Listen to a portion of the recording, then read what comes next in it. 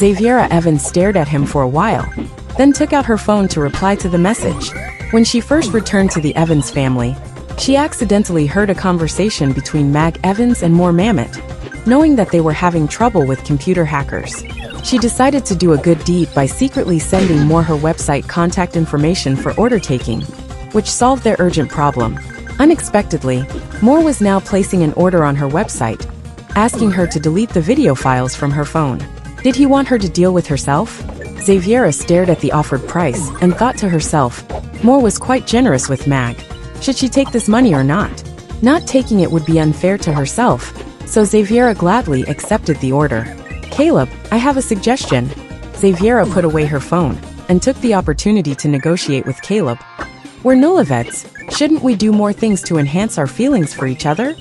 For example, kiss each other from time to time. Caleb put down his chopsticks and spoke slowly. You've been staring at your phone for so long, just to figure out how to take advantage of me. Xaviera. No, I was just handling some serious matters. Caleb gave her a look, meaning I don't believe you at all. Xaviera argued righteously. Don't you think we should nurture our relationship? After all, we live under the same roof, and I think it's necessary to build our feelings for each other. Caleb supported his chin with one hand, his dark eyes locked on Xaviera's face, his voice slightly playful. I know a doctor. He's quite knowledgeable about skin thirst syndrome.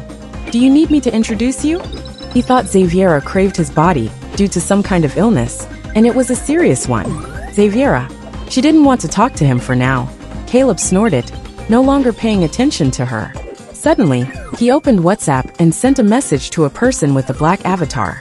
Are you in Lebanon?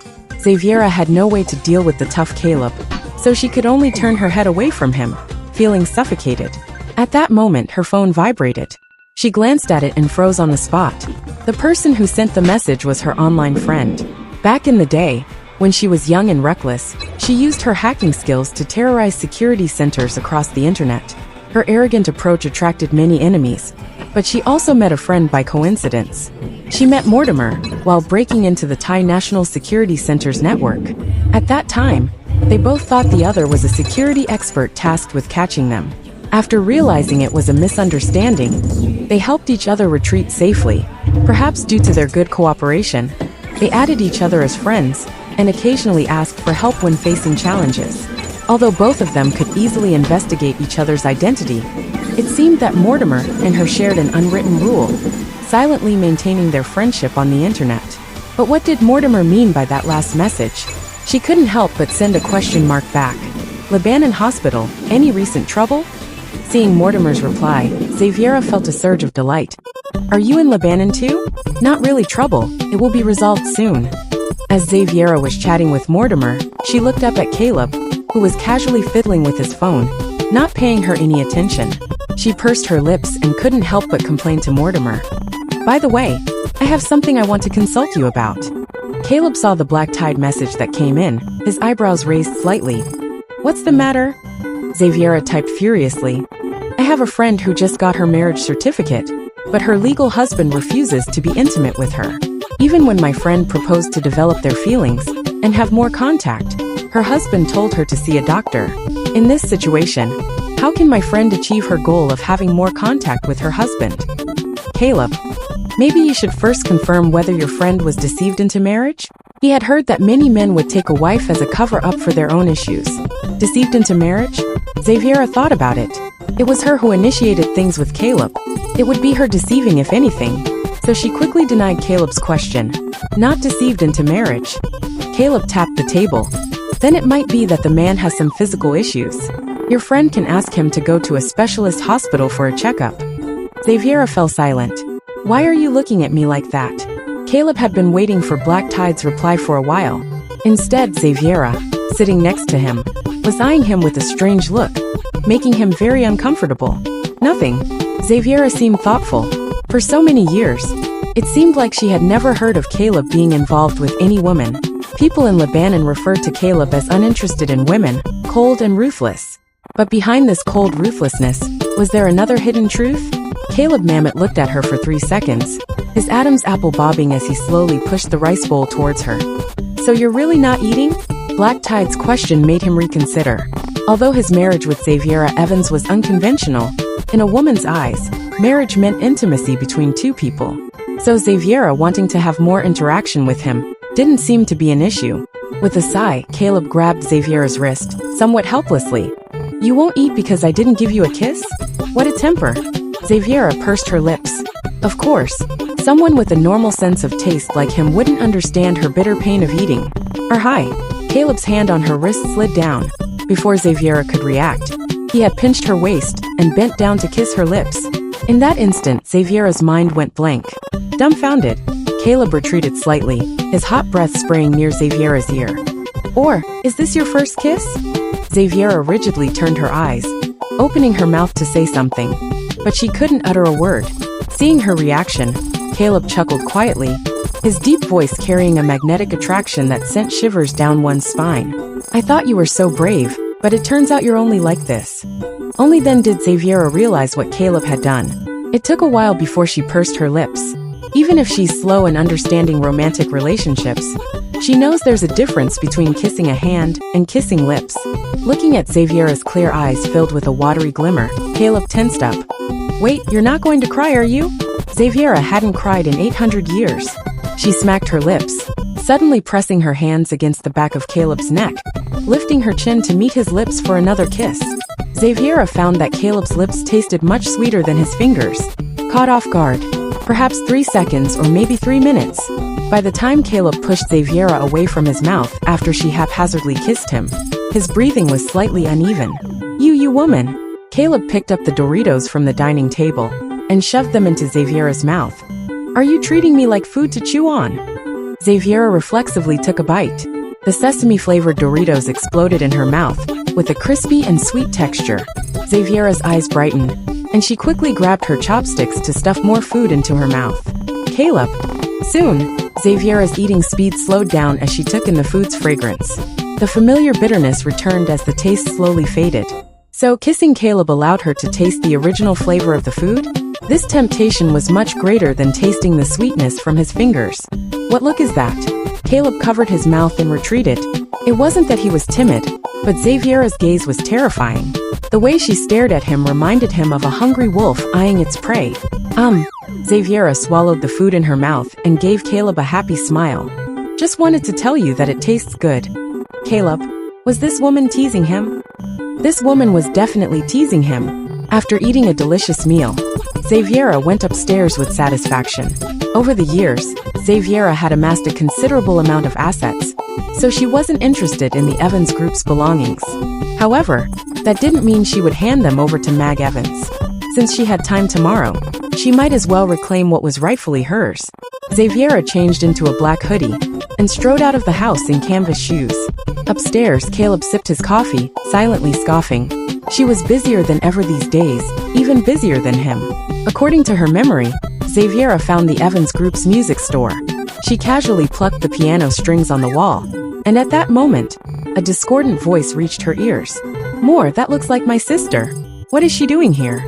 Xaviera pulled her hoodie down, unable to help but think how trouble always seemed to find her. On the other side, Mag Evans looked as if she had confirmed something before hesitantly speaking. "Why is my sister here? Does she want to buy something?" "A few days ago, Dad canceled her credit card in a fit of anger." "More, let's go check on her and see if there's anything she wants. We could help her." "Help?" Xaviera turned her head. "Why would I need your help? Wasn't everything in this store hers? Why would she need Mag Evans' help?" Mag Evans's expression stiffened, tears welling up in her eyes. "Sister, that's not what I meant. I just wanted to help you. You don't have any money, and this store happens to be mine. I just wanted to tell you that you can take anything you like. It's no problem." Mag's words made Xaviera look ungrateful and highlighted the difference in their status. Customers in the store couldn't help but glance over. "This is the legendary Miss Evans who came back from the countryside, right? She really looks like a small-town girl. Ignorance is bliss." "Exactly. I just saw her touch those guitars on the wall. One of them I wanted to buy, so unlucky." A female customer shook her hands in disgust, as if the guitar touched by Xaviera Evans carried some sort of infectious disease.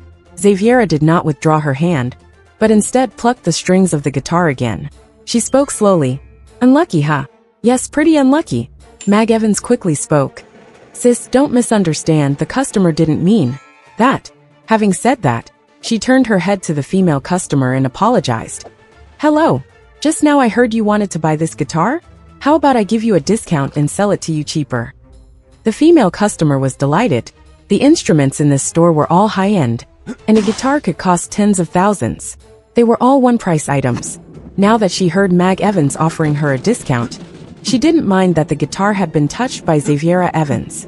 Of course, Miss Mag Evans, you really know how to do business, not like her. The female customer snorted coldly. Mag Evans smiled gently and waved for a salesperson to prepare the bill. At that moment, Xaviera suddenly stepped forward and blocked the salesperson, confronting Mag Evans face to face. Mag pressed her lips together. Sis, you misunderstood. That's not what I meant. Xaviera raised her eyelids. Misunderstanding? To hell with misunderstanding. More Mammoth protected Mag and looked at Xaviera disapprovingly. Xaviera, don't be too much. It's clear that Mag is worried about you.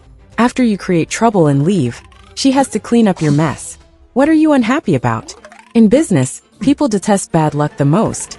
According to his idea, it would be best if Xaviera stayed in the villa for the rest of her life and stopped embarrassing the Evans family.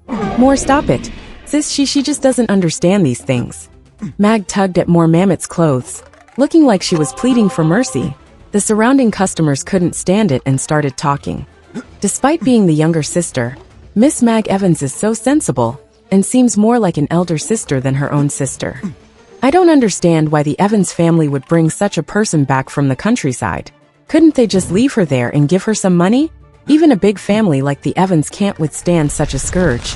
From now on, if Miss Evans is around, I won't be. To be in the same space with such a foolish woman. I feel like I'm getting stupider.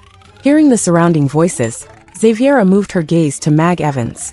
This is your ability, inciting others to attack me together. Sis, what are you talking about?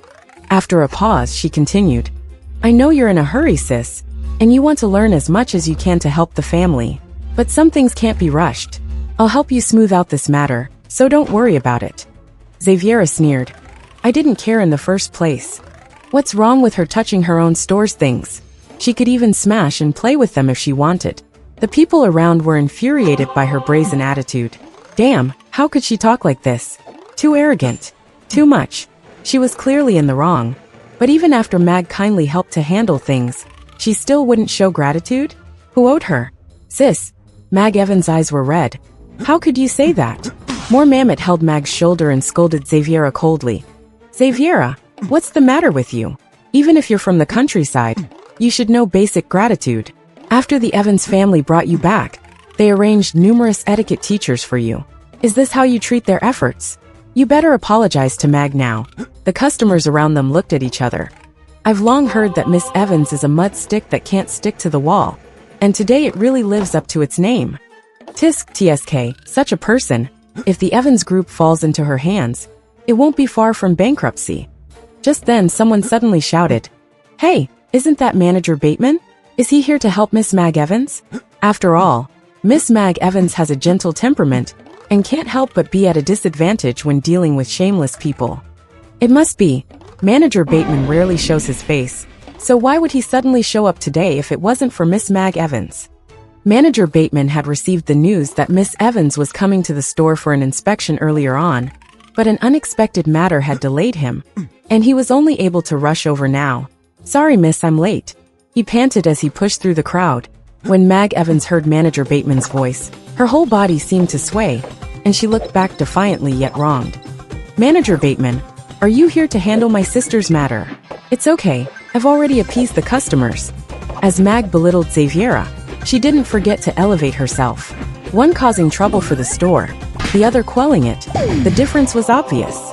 Unfortunately, Manager Bateman didn't even give Mag a glance and hurriedly ran to Xaviera, smiling apologetically. I'm sorry, miss, I'm late. After saying that, he scanned the surrounding crowd and shouted to the salespeople. What are you doing? Hurry up and serve coffee to Miss Xaviera.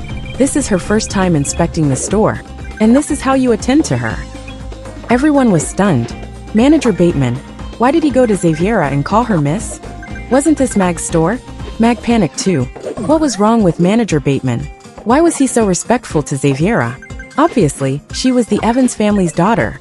Although Xaviera took the title of Miss, After returning, everyone in the company knew she was useless and didn't take her seriously.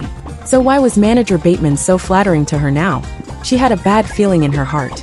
Someone nearby couldn't stand it and took the initiative to remind Manager Bateman, "You've mistaken the person. That woman is the Miss who the Evans family threw away in the countryside. She doesn't count. Your direct superior is Miss Mag Evans." Manager Bateman furrowed his brows fiercely. Mag noticed his expression, thinking that he had just confused Xaviera with herself, and thus treated her so humbly. Now that Manager Bateman knew Mag's identity, he should. "What do you mean, Miss Mag Evans?" Unexpectedly, Manager Bateman shouted loudly. "Our direct superior is only Miss Xaviera Evans." "What?" Everyone widened their eyes, instinctively looking at Mag. Didn't she just say that this store belonged to her? Xaviera, who had been silent, calmly sipped her coffee and spoke leisurely. "This store belongs to the Evans Group, and I own 65% of the controlling shares. So this store? Impossible. You haven't married yet, and the share transfer agreement has not taken effect. You're not the owner of this store. The share transfer agreement has already taken effect." Xaviera calmly took out the share transfer agreement. Mag's face turned pale. No way. She swayed, almost unable to stand upright, and the share transfer agreement in Xaviera's hand seemed like Pandora's magic box, making her afraid to even investigate the past. Manager Bateman was indignant. "Mag, not CIO, you mean first you so miss Xaviera's store, say some nonsense to make customers misunderstand her. Then you start questioning her identity and even plot against her. How can you be so scheming at such a young age? I bet all the bad rumors about Miss Xaviera outside were spread by you." Xaviera couldn't help but glance at him. Manager Bateman truly hit the nail on the head. More Mamet was also shocked by this sudden turn of events. "This store is Xaviera's? Mag, what's going on? Didn't they say that before Xaviera got married, the shares would be temporarily held by the Evans family?" Mag's face stiffened, her nails digging into her palm. She wanted to know what was going on too. She bit her lip, took a deep breath, and tried to appease Moore with a soft voice. "More. I'm not too clear about this either. Dad never mentioned transferring shares. My sister has changed a lot recently, and sometimes I don't understand what she's saying. Since she said that this store belongs to her, it must be hers." As she spoke, she covertly looked at Xaviera and Manager Bateman, as if there was some conspiracy between them. Moore misunderstood as expected. He sneered with disdain.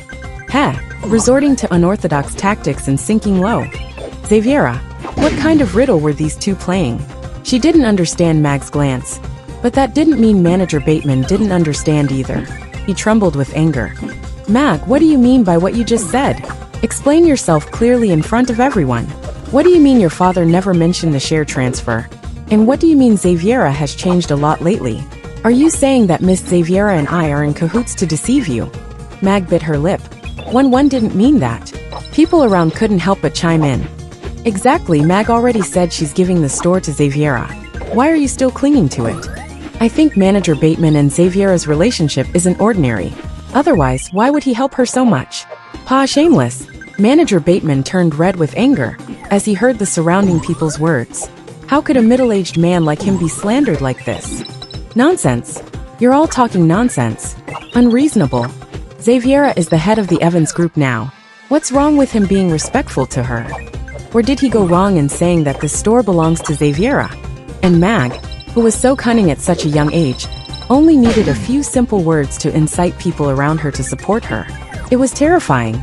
"All right, Manager Bateman."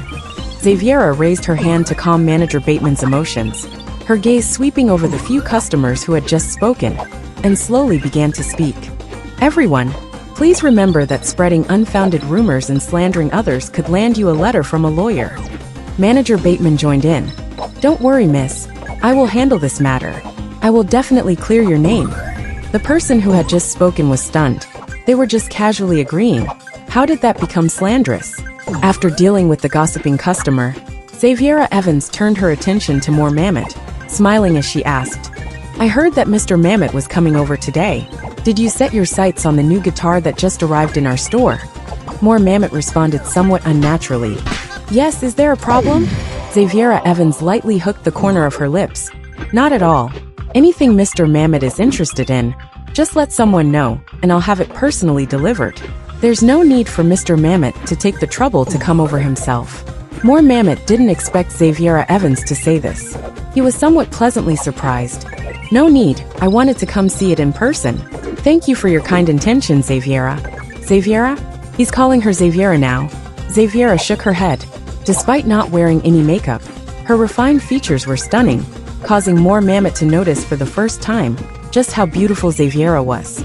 Dressed casually in a simple hoodie, she easily attracted everyone's attention. Her spirited brows and eyes, sharper than those of Mag Evans, were like a sheathed sword, mysterious and dangerous. There's no need to thank me. After all, that guitar is worth a fortune. We went to great lengths to acquire it. It's fate that Mr. Mammoth has taken a liking to it. As the person in charge of the shop, I'll give Mr. Mammoth a 10% discount. Xaviera continued.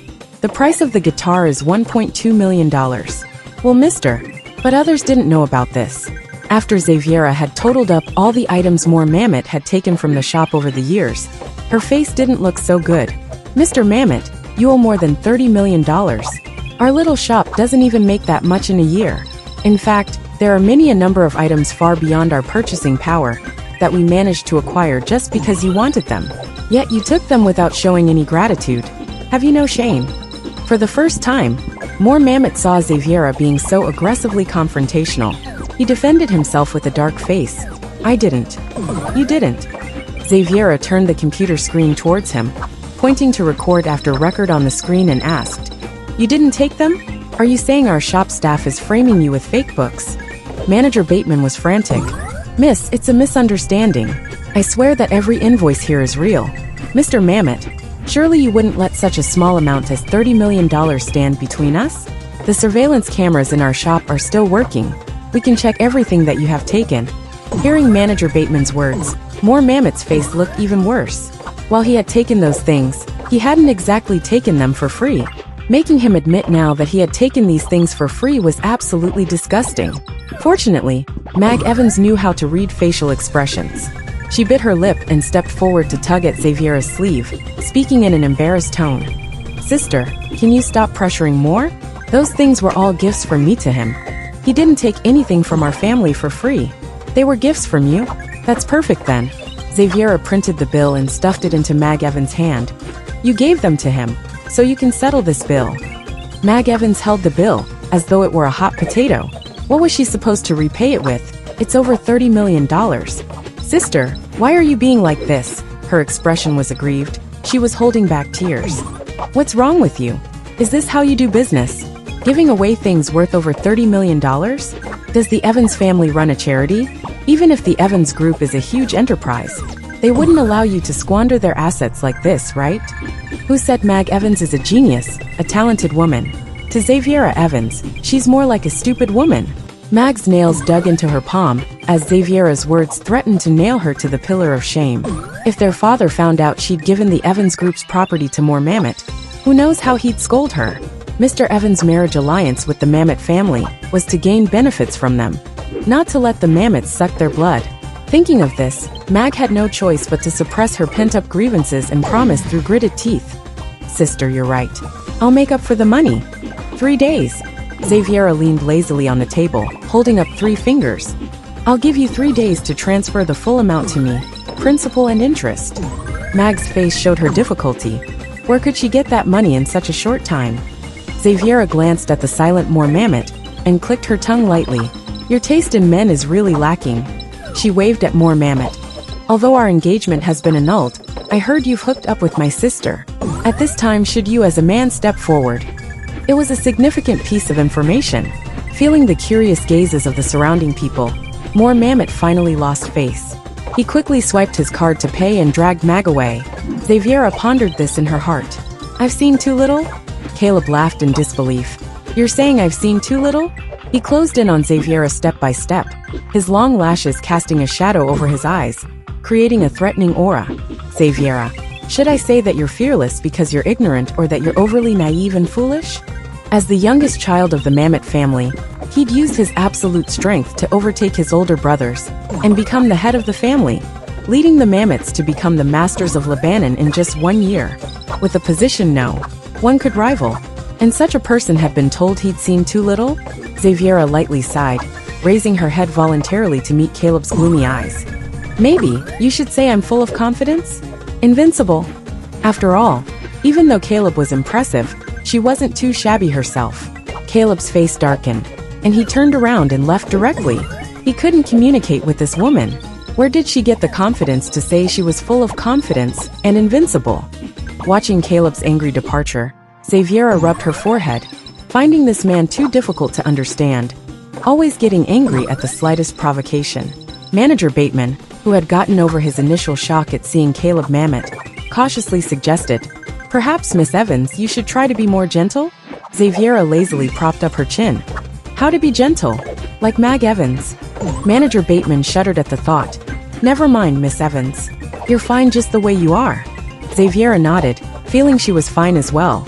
But every time she drove Caleb Mamet away, how could she kiss him? How could she get those sweet food flavors from him? Thinking about this, Xaviera opened WhatsApp and scrolled through her contacts before finally sending a message to Mortimer. How do I coax a man? Only Mortimer would answer her strange questions without asking why. Caleb Mamet was standing outside the door, stabilizing his emotions with a cigarette when his phone vibrated. He took a glance at it and saw a message from Black Tide. His first thought was he mistaken for a relationship counselor? He lowered his head to text. Just soothe him with sweet words and a little charm. Men are the easiest beings to appease in the world. Xaviera Evans, I think you're tricking me. At the same time, another message from Caleb came in. Can you do me a favor? Tell me how to suppress a woman. The message seemed to be an impromptu idea from Caleb. Xaviera replied casually. What sort of suppression are you talking about? Caleb. On a psychological level, Xaviera grumbled as she typed hastily. Dude, you're really not up to it. Can't even suppress a woman, weakling? Damn it. Caleb was so angry that he wanted to throw his phone away. Then you can't even coax a man. What kind of woman are you? Boyish. Xaviera chuckled lightly. Who said she couldn't coax a man? She put the phone in her pocket and strode out of the shop. Outside the door, Caleb stared at the unanswered WhatsApp message, questioning if he had been too harsh. Just then, he heard footsteps approaching from behind, and before he knew it, his arm was tugged forcefully. Xaviera pressed him against a pillar and kissed him without hesitation. When their lips parted, Xaviera panted a little. Resting her chin on Caleb's shoulder, she cooed seductively into his ear. Don't be angry, okay? I was wrong earlier. I was naive and foolish. I didn't know what I was doing. Caleb. Xaviera took a peek at the How to Woo guide she had just looked up. First step. No matter what, give a kiss first. Second step. Shopping spree. So before Caleb could return to his senses, Xaviera grabbed his wrist, got in the car, and headed straight for the largest mall around. She exclaimed generously, Go ahead, get whatever you fancy. I will pay. The shop assistants couldn't help but steal glances at them. Caleb's face darkened instantly. He gnashed his teeth and demanded, Xaviera, what on earth are you trying to do? After an unexplained kiss, they came to the mall and she was saying inexplicable things, causing misunderstandings. Is she humiliating him? Buying you something? Seeing Caleb's displeased expression, Xaviera pondered for a bit. You don't like this mall? Should we change to another? Caleb likes his ass. This is his mall, with vast amounts of money flowing in every day. How could he not like it? Stop creating a scene here, go home. Go home right away. At the Lowen Clubhouse. After dropping Xaviera at the entrance, Caleb dashed away without delay. Xaviera watched as his car drove off, her lips tightening into a thin line. She then let out a long sigh. She admitted it was really hard to soothe a man. She hung her head low as she entered the villa. Before she could even change her shoes, she heard discordant voices. Madam, she's just a temptress who we don't know how she hooked up with Mr. Mamet. Did you all see it too? That woman is quite loose. She can blatantly seduce Mr. Mamet in a restaurant, even kissed him? Yuck. It's disgusting. Everyone knows that Mr. Mamet was engaged to the Coriel family before. Only Miss Coriel can be called Madam. As for the current one, she'll probably be chased out soon. Just between us, Mr. Mamet doesn't even share a room with her. Stop talking, that woman is back. The maids turned to look at Xaviera. Xaviera walked in, as if she hadn't heard anything. The maids, displeased with her attitude, came forward to corner her with disdainful expressions and haughty attitudes. The leading maid scoffed coldly. Miss Evans, right? I heard you're from the countryside. No wonder you are so rustic. How do you as you are deserve to be by Mr. Mammoth's side? I advise you to leave as soon as possible. Only a woman like Miss Coriel deserves to be our hostess. Xaviera halted, her clear eyes filled with puzzlement. Who owns this villa, you or Caleb? Nonsense, of course, it's Mr. Mammoth. Oh, Xaviera nodded. If you hadn't said the owner of this villa is Caleb, I would have thought it was you. You've even managed to decide who the hostess of this villa should be. What a great show of authority. The maid's eyes widened in shock. What are you talking about? When had she decided who should be the hostess of this villa? Didn't you say it? Only a woman like Miss Coriel deserves to be your hostess. 1. The maid couldn't control her rising voice. I just said that compared to you, Miss Coriel is more suitable to be our madam. However, the fact is that your thoughts are wrong. After all, the person standing here is me. Xaviera Evans raised her hand and pointed at herself. Take a good look, this face is your real hostess, the one who can decide whether or not you can work here. The maid laughed. Decide if we can work here? You really think highly of yourself? We've been working here for 2 or 3 years, and you think you can just kick us out with a word? What a joke! A joke! A deep and indifferent male voice sounded at the door. Caleb Mammoth didn't expect to witness such a scene when he turned back. His cold gaze swept across everyone present. The maid shuddered, and the one who had just spoken turned pale, her legs trembling as she stammered an explanation. Mr. Mammoth, it's not what you heard. I was just angry at the moment. Angry at the moment? Caleb Mammoth repeated the maid's words unhurriedly. So you can say that my wife has no right to kick you out just because you were angry? You can point fingers at the hostess of this villa? Who gave you the guts? He had been put off by Xaviera Evans so many times, but he had never shown any anger to her, and had always sulked in private. Who were these maids to talk to her so rudely just because they were angry? The hostess he had appointed, the woman who entered the Evans family's birth certification, would be bullied by the maids in his villa? Caleb Mammoth's eyes became even more deep and serene, his gaze falling on Xaviera. You usually seem so strong against me. Why are you backing down now? Allowing the maids to bully you and step on your head. Xaviera, didn't Caleb Mammoth just come back before she even had a chance to say anything? Upon seeing Caleb's attitude, the maid immediately panicked. Mr. Mammoth, Caleb Mammoth came to Xaviera's side, gently grasped her hand with his distinct jointed fingers, and said, Take a look and see if there's anyone you like.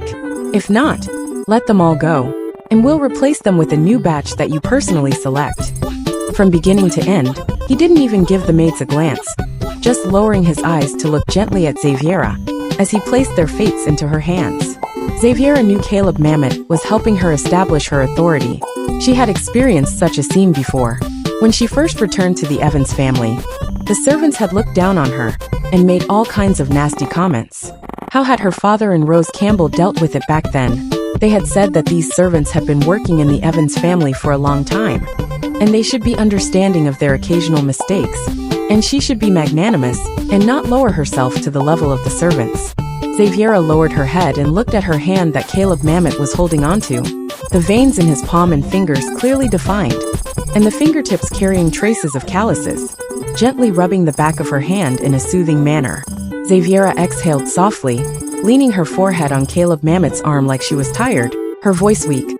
Let's just let them all go. I don't like having so many people around me. Caleb Mammoth looked down at the woman's head and suddenly patted her on the head with his other hand, responding softly, Okay. After saying this, he directly called the security to escort all the maids out. Ignoring the maids crying and shouting, Caleb Mammoth looked at Xaviera Evans, who was leaning her entire weight on him, a bit perplexed. Had the woman really been hit that hard? Why did she change so suddenly? In reality, Xaviera just didn't know how to deal with the surging emotions in her heart. Caleb Mammoth's unabashed support was something she hadn't expected nor experienced before. It seemed like she had always been alone. When she was young and weak, she could only hide in a corner and cry quietly when she was bullied. After growing up, she became stronger and learned to hit back hard at those who bullied her. Just like those maids, she had 100 ways to deal with them. She had even thought about what she would do if Caleb Mammoth disagreed with her handling of the maids. But she never expected him to return so suddenly and support her without any hesitation. Her reaction was so abnormal that Caleb Mammoth couldn't help holding her shoulders, concern in his voice. What's wrong? Are you feeling unwell? Xaviera stared at the tip of her shoes and shook her head. No, I I just suddenly realized, it feels kind of nice to be fragile. At least, the feeling of being protected felt good. Caleb Mamet. He was somewhat speechless, but the tone of Xaviera's voice when she said those words tugged at his heartstrings. When he thought about everything that had happened to her, he instinctively embraced her. If you want to be fragile, then be fragile. Your man is here to protect you when the sky falls. Xaviera clung to Caleb's shirt, rubbing it against his chest, allowing her emotions to surge freely in this embrace full of safety and security. Mr. Caleb Mamet. Steve Price walked in with a mahogany box and saw Caleb Mamet and Xaviera Evans hugging each other. He quickly turned around. Sorry, Mr. Caleb Mamet, I didn't see anything. Xaviera retreated from Caleb's embrace as soon as she heard his voice. Feeling the empty embrace, Caleb snorted in his heart, called back Steve who wanted to leave, and introduced him to Xaviera. Steve Price, company assistant. Xaviera Evans, my wife. Hello, Mrs. Mamet. There must be something going on between these two, and the so-called sudden marriage was just a cover. Xaviera nodded lightly in response to him. Mr. Caleb Mamet, this. Steve weighed the mahogany box in his hand, unsure if he should continue. Seeing the situation, Xaviera tactfully said, You go ahead with your work, I'll go upstairs. No need. Caleb raised his hand to stop her, took the mahogany box from Steve's hand, opened it and handed it to Xaviera. You said you were brave, right? Then open it and have a look. Steve couldn't help but try to stop him. Mr. Caleb Mamet, you. Caleb ignored him, and Xaviera was even more direct, swiftly unlocking the mahogany box. Inside the box, lined with red velvet, lay a cold shining handgun with a rare silver body, beautiful and exquisite. Xaviera's eyes lit up. As they say, the head of the Mamet family is indeed powerful. Even guns can be used. Since returning from abroad, she hadn't touched such a thing, because only public officials in China were qualified to carry guns, and ordinary people would never even come into contact with them in their lifetime. Caleb stared at Xaviera's face, not missing a single change in her expression. He didn't know what a normal woman's first reaction to seeing a gun would be, but he knew it definitely wouldn't be the expression Xaviera was showing now. Her eyes were crystal clear, full of eagerness to try. Xaviera quickly glanced at Caleb. It wouldn't be a tease for him to show her the gun, would it? So, taking advantage of Caleb's inattention, she swiftly grabbed the gun, the weight and feel of it making her very satisfied. Click! The sound of the safety sliding made Steve's face turn pale, and he stuttered a warning. Be careful, Mrs. Mamet, this is a real gun. This was not a child's plaything. It was a dangerous weapon that could take a life. Xaviera rolled her eyes. Of course, she knew it was a real gun. Reluctantly touching the gun body one more time, she put the gun back into the mahogany box and couldn't help but exclaim, Great gun! Seeing Xaviera's small action, Caleb closed the mahogany box and asked with a smile, Have you ever touched a gun before? Xaviera's action of loading the gun was skilled and natural, as if she had done it thousands of times. Just practiced a few times. Xaviera retracted her gaze from the mahogany box and spoke lazily. Caleb licked his lips. Miss Evans, who had been thrown into the countryside by the Evans family since she was a child, actually knew how to use a gun. Thinking about what the Evans family had said about Miss Evans being weak and unable to take care of herself, Caleb felt that the Evans family eyes were probably blind. With a flick of his hand, the mahogany box landed precisely in Xaviera's arms. Caleb nonchalantly said, Since you know how to use it, I'll give it to you. Steve stared dumbfounded. That was a gun. Who would give a gun to someone else? What the hell were these two doing? It was bad enough that Mr. Caleb Mamet was abnormal, but even the wife he married was just as abnormal. After Xaviera carried the gun upstairs with satisfaction, Steve approached Caleb and asked in a low voice, President, you and Mrs. Mamet. He pointed upstairs meaningfully. What's going on? Didn't the Evans family say that Mrs. Mamet was in poor health and weak, and couldn't take care of herself? Caleb gave him a sideways glance. You believe what the Evans family said? When did your brain stop working so well? Steve, do I need to have someone investigate it? Mrs. Mamet, Steve was still not quite at ease. Xaviera was so different from the person they described, and Caleb's identity was extraordinary. Putting someone like her beside Caleb would be like putting a time bomb that might explode at any time. Caleb was silent for a while, then shook his head and refused. No need. She has no ill intentions towards me. And he looked down at his hand, thinking about the feeling of holding Xaviera in his arms, which was surprisingly good. The woman might sometimes be prickly, but when she was vulnerable, she was even more heartbreaking. He didn't know what kind of experiences Xaviera had gone through to become like a hedgehog, but since she was already his wife, it was his duty to protect her under his wings. The next day, when Xaviera Evans woke up, she noticed how strangely quiet the house was. And then she suddenly remembered what happened. Mr. Caleb Mamet had sent all the servants away yesterday.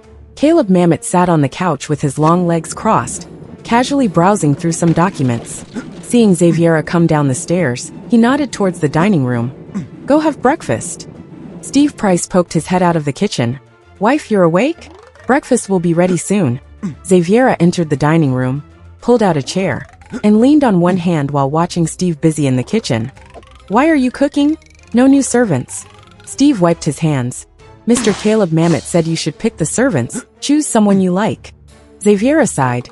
"Too much trouble. You guys just handle it." Caleb Mamet slammed the documents on the couch and said coldly, "Like it or not." He wanted to make Xaviera comfortable, but she was not appreciative. "Xaviera." She quietly motioned to Steve, lowering her voice and asking, "Is your boss in a bad mood?" Steve looked at her speechlessly. Their boss was learning how to be nice to a woman for the first time. But this woman didn't seem to care. "Madam, if you're not too busy, maybe you can consider picking a servant or two. It won't take much of your time. I'll call them over, and you can pick the ones you like." She couldn't say no since he put it that way. Seeing her nod, Steve breathed a silent sigh of relief. At the dining table, Xaviera ignored Caleb Mamet's cold air and sat down next to him. Steve looked at one, then the other, feeling odd. He thought something was going on with these two, but now they seemed so distant. It was impossible for Xaviera not to notice Caleb Mamet's low mood. Pressing her temples, she suddenly grabbed the back of Caleb Mamet's neck and brought his face closer to hers. "Moi!" She kissed him on the lips, softly coaxing. "Don't be angry. Holding in anger while eating will upset your stomach." Caleb Mamet. Steve Price. Pfft. Caleb Mamet glared at Steve and then pushed Xaviera away. "Who's angry? Just eat your meal, and stop being handsy." Xaviera touched her lips and smiled obediently. One kiss not only calmed Caleb Mamet down, but also got her a tasty breakfast. What a deal. Upstairs study, Steve chattered behind Caleb Mamet. "Boss, are you really the same person I know? You're the one being pushed around. Wow, Madam's so dominant at the dining table. Just one push, one pull and she kissed you. Is this the happiness of a lawful marriage? And also, if your relationship with Madam is so good, why haven't you been staying together? Did Madam kick you out of the room yesterday?" This morning's scene was too shocking for Steve. He couldn't get over it. "Shut up." Caleb Mamet was so annoyed. Steve snickered. "Boss, are you shy? You must be, right? Shy? What's there to be shy about? That woman is always drooling over me. She's not shy, so why would I be?" "She's drooling over you, probably because she likes you, right? Why else wouldn't she drool over me?" Steve's words made Caleb Mamet stop in his tracks. He looked back at Steve, eyebrows slightly raised. "You're saying she likes me?" Steve nodded as if it was inevitable. "Yeah, that's right." Glancing at Xaviera, who was sitting in the living room downstairs playing with her phone, Caleb Mamet whispered with a faint smile. No wonder. No wonder she wanted kisses so often. It was because she liked him. This fact pleased Caleb Mamet greatly. Right then, Steve's phone beeped. He glanced at the incoming message, puzzled. "President, Madam had an accident before and lost her sense of taste. Everything she eats tastes bitter. But she seemed to have a normal breakfast earlier, right?" "What did you say?" Caleb Mamet's eyes narrowed instantly. Steve had no idea how he'd suddenly angered the boss. All he could do was hand him his phone, which showed the results of yesterday's investigation. Even though Caleb told him he didn't need it, as his assistant, it was Steve's responsibility to ensure Caleb's safety. After quickly scanning the message, Caleb Mamet's expression turned dark as water. What liking? It was all a lie. If he remembered correctly, Xaviera had wanted to discuss divorce on the day they first met. However, she accidentally kissed his finger and tasted sweetness. Caleb still remembered Xaviera's bright eyes, brighter than the stars in the night sky at that moment. Someone who had always been only able to taste bitterness suddenly tasted sweetness from him, which led her to change her mind, no longer bring up divorce, and constantly wanting to kiss him, savoring that elusive sweetness. If Caleb Mamet was right in his guess, after every kiss, Xaviera Evans was able to taste the original flavor of the food. Liar. A big liar. She said she liked him, but she was clearly just using him as a seasoning. Steve Price watched Caleb Mamet's increasingly gloomy face with fear. Mr. Caleb Mamet, are you worried about your wife's health? If you're not sure, I can ask Levi to come and give her a comprehensive checkup. Caleb Mamet sneered. No need. Steve Price. Watching Caleb Mamet angrily close the door to his study, Steve Price's heart almost jumped out of his chest. Mr. Caleb Mamet's mood had been quite unstable recently. It was really like being with a tiger. The commotion they made was quite loud, and Xaviera couldn't help but look up, just in time to meet Steve Price's helpless gaze. Xaviera. Is he angry again? Steve Price suddenly felt like crying. Mr. Caleb Mamet was just too hard to please. It's fine, he'll be all right in a while. Xaviera spoke, as if she was experienced in dealing with this. Steve Price shook his head, feeling that it wouldn't be easy to calm this matter down. The one who caused the problem should be the one to solve it. He pushed up his glasses and sat down across from Xaviera, asking seriously, Madam, do you like Mr. Caleb Mamet? You must like him, right? Otherwise, you wouldn't have married him. As he asked the questions, he secretly turned on the recording function of his phone. Like, Xaviera instinctively counter-questioned. What counts as liking? Steve Price. Liking someone means missing them when you can't see them, wanting to hug and kiss them when you see them, and wanting to be together all the time, right? It was hard for him, a single man, to be analyzing emotions for a married woman. Xaviera compared what he said to her own situation, and besides wanting to kiss Caleb Mamet to regain her sense of taste, she didn't really fit the other conditions. Then I guess I don't like him.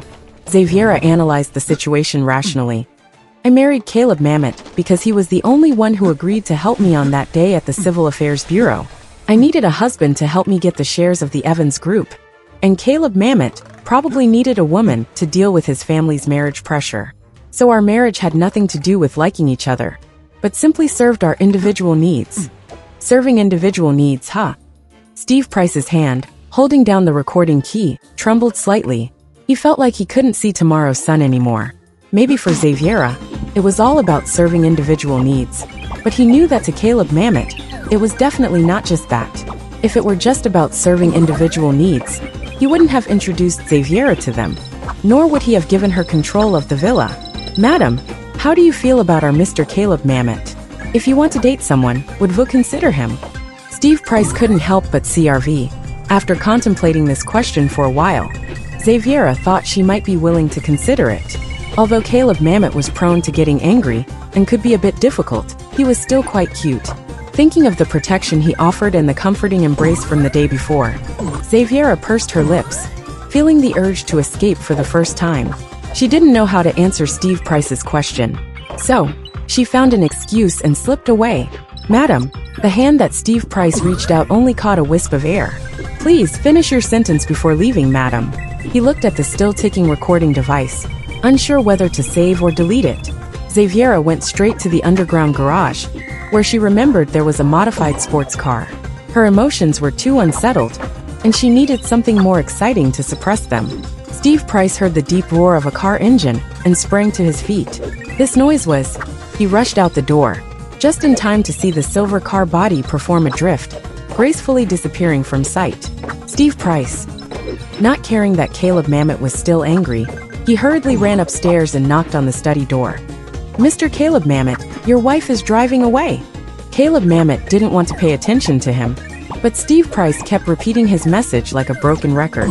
Irritated, Caleb Mamet yanked open the study door and asked grimly, So what if she's driving? Can't you drive? Steve Price blinked. I can drive. So it's normal for his wife to drive too? No, this wasn't about whether she could drive or not. Your wife is driving the modified racing car you own, not a regular car. Modified cars were made according to Caleb Mamet's habits. They were very different from normal cars. Xaviera, a girl, might easily have an accident driving an unfamiliar car. Caleb Mamet's face changed. What are you waiting for? Go find her now. Xaviera drove back to the apartment she had rented before. This place was her secret base, mainly for dealing with some hacker issues. After completing Moore Mamet's job last time, she hadn't been paying attention to the website. Now, after logging in, she found that Moore had sent her many messages, asking when she would start working on his issue. Meanwhile, in the Evans family, More Mamet is discussing the company partnership proposal with Mag Evans. Suddenly, a message arrives on his phone. He takes a glance. Black Tide has replied. She says she can infiltrate their system whenever we give her our signal. Mr. Evans, who is listening on the side, can't help but be overjoyed. Really? Then let her infiltrate now.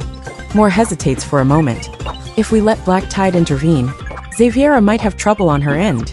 Once the evidence in Xaviera's possession disappears, they can do whatever they want with her. All the dirt on Mag can be poured onto Xaviera, making it impossible for her to ever turn over a new leaf. Suddenly, Moore's conscience rises from his bones. It's not Xaviera's fault, and blaming everything on her to protect Mag is completely unfair to Xaviera. Mag's hand, hidden underneath the table, tightly clings onto her skirt, but her face is full of sorrow. Moore, let's not get Mortimer involved. It's all my fault for loving you so much and making the foolish decision to fake a pregnancy. My sister is innocent. It's unjust if we do this to her. After a pause, she continues. Even if my sister has changed, she's still my sister.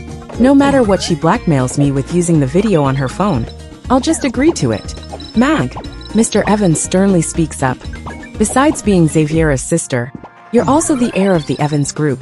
You can be soft-hearted towards Xaviera because of your sisterly love, but as the heir, everything you do is closely related to the Evans group. If you're grasped with such important leverage, it's like burying a ticking time bomb for the company. Now is not the time for you to hesitate. What if Xaviera's reputation is ruined? She'll always be Miss Evans, and with you, the future heir of the Evans group, protecting her, how could she suffer? Between a countryside girl like Xaviera and Mag, who had been groomed to be the heir since childhood, it's clear who's more important. After listening to Mr. Evans' words, Moore feels they make sense. Uncle Evans is right. Let's just wrong Xaviera this time, and we'll find a way to compensate her later. A moment later, Xaviera's work phone rings. Miss Black Tide, this is Moore Mamet. Moore speaks with utmost respect. Xaviera, with a voice changer, speaks lazily in a mechanical tone. So you're the one who offered $30 million for me to hack a girl's phone? The words coming out of her mouth adds an oddly sleazy connotation to the situation. Moore's request to have Black Tide invade Xaviera's phone was obviously to protect Mag, but being phrased like that by Black Tide, it makes him look like a pervert trying to invade a girl's privacy. Still, Moore doesn't dare say anything more. No one wants to provoke a top hacker who can effortlessly infiltrate into their phone and steal any encrypted files. Please forgive me, Miss Black Tide. I had no choice but to seek your help since the girl threatened my fiancé with a video. As a man, it's my duty to protect my woman. Oh, you're really a man of great loyalty. But after some casual investigation, I found that some things you mentioned don't seem to fit. At the other end of the phone, it becomes dead silent. Moore is surprised that Black Tide found out his true identity in such a short time, and also alarmed by Xaviera's investigation. I wonder what Miss Black Tide has found. Some things might not be accurately portrayed by the outside world. I can explain them personally to Miss Black Tide. Alright, then Mr. Mamet can start by explaining your fiancé's situation. As far as I know, your fiancé should be Xaviera, and you offered $30 million for me to hack her phone. But you just said you're doing all of this to protect your fiancé, so do you have another fiancé?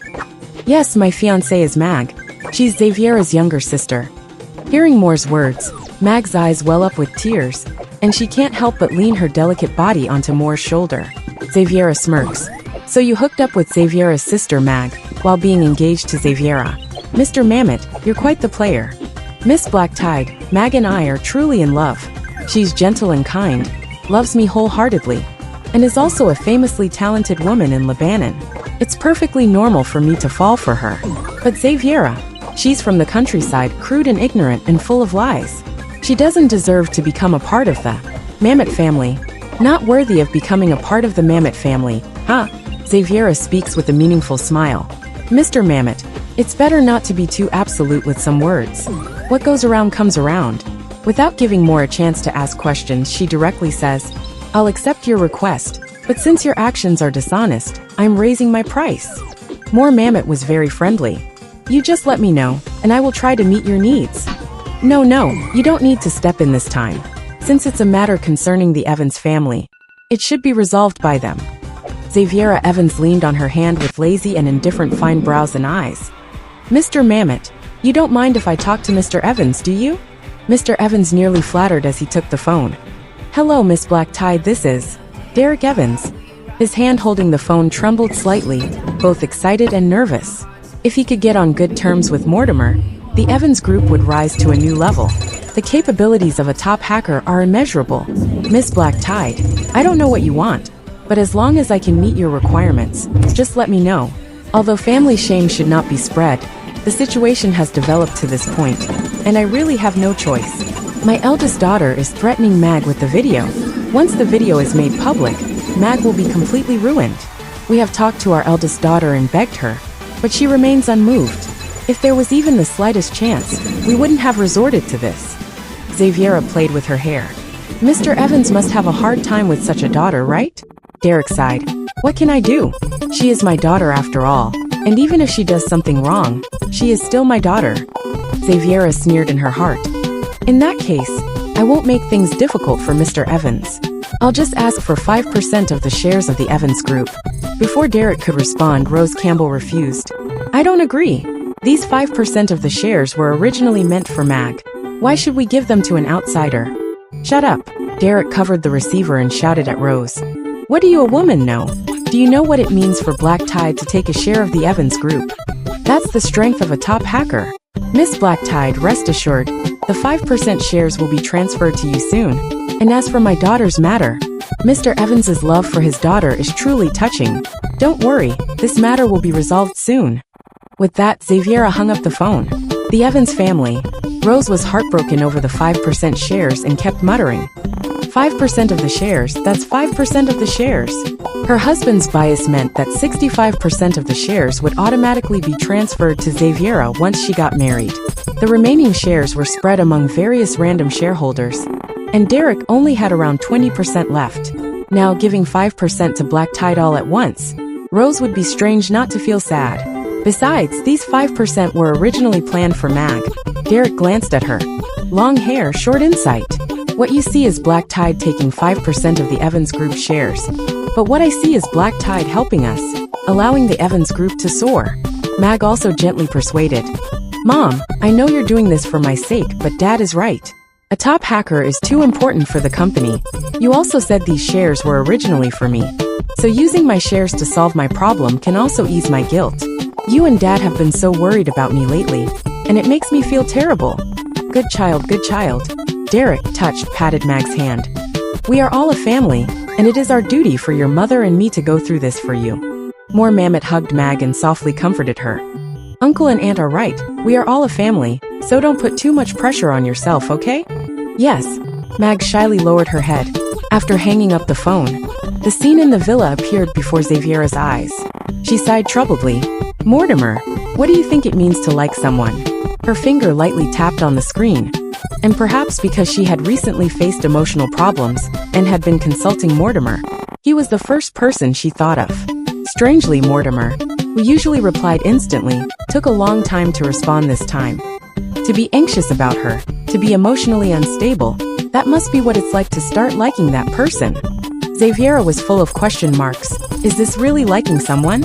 She felt that Mortimer's words seemed more like wanting to skin and deb one someone. Before she could respond, Mortimer sent another message. Do you have someone you like? I advise you, don't like anyone. Even if you do, make sure that person likes you first. Otherwise, actively liking someone who doesn't even like you back feels like shit. Xaviera immediately sat up straight. Okay, I got it. Love is too terrible. Even Mortimer, who is always calm and composed, has started cursing.